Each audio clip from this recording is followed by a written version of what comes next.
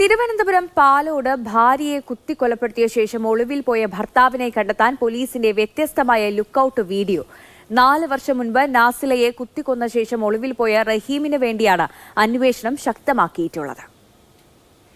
2021 November 11-ാം തീയതി രാത്രി ഭാര്യയെ മൃഗീയമായി കുത്തിക്കൊലപ്പെടുത്തിയ ശേഷം രൂപഭാവങ്ങളിലും വേഷവിധാനത്തിലും മാറ്റം വരുത്തി വിവിധ വ്യാജ പേരുകളിൽ വിവിധ സ്ഥലങ്ങളിൽ ഒളിവിൽ കഴിഞ്ഞു വരികയാണ് റഹീം എന്നു പേരുള്ള ഈ കൊടും കുറ്റവാളി. ഇതിനോട് രൂപസാദൃശ്യമുള്ള ആരെയെങ്കിലും കണ്ടാൽ സൂക്ഷിക്കണം. കാരണം ഉറങ്ങിക്കിടന്ന ഭാര്യയെ ക്രൂരമായി കുത്തിക്കൊലപ്പെടുത്തിയ ശേഷം നിയമത്തെ വെല്ലുവിളിച്ച് നടക്കുന്ന കൊടും കുറ്റവാളിയാകാം അത്. 2021 നവംബർ 11-നാണ് പാലോട് സ്വദേശി അബ്ദുൾ റഹീം ഭാര്യ നാസില ബീവിയെ കുത്തിക്കൊലപ്പെടുത്തിയത്. കിടപ്പുമുറിയിൽ ഉറങ്ങിക്കിടന്ന നാസിലയുടെ കഴുത്തിൽ പ്രതി കത്തികൊണ്ട് കുത്തുകയായിരുന്നു. 12 വയസ്സുള്ള മകളും അതേ മുറിയിൽ കിടന്നുറങ്ങുമ്പോഴായിരുന്നു ക്രൂരത.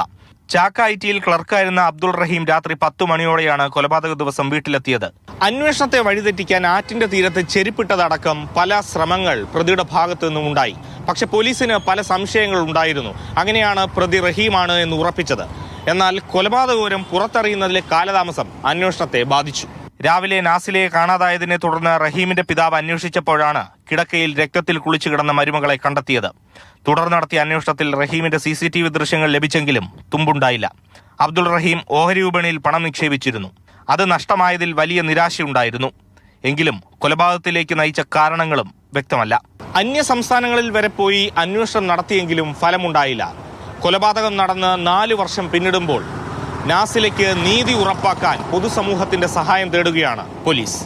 AK Stephen, Mathrubhumi news, Thiruvananthapuram.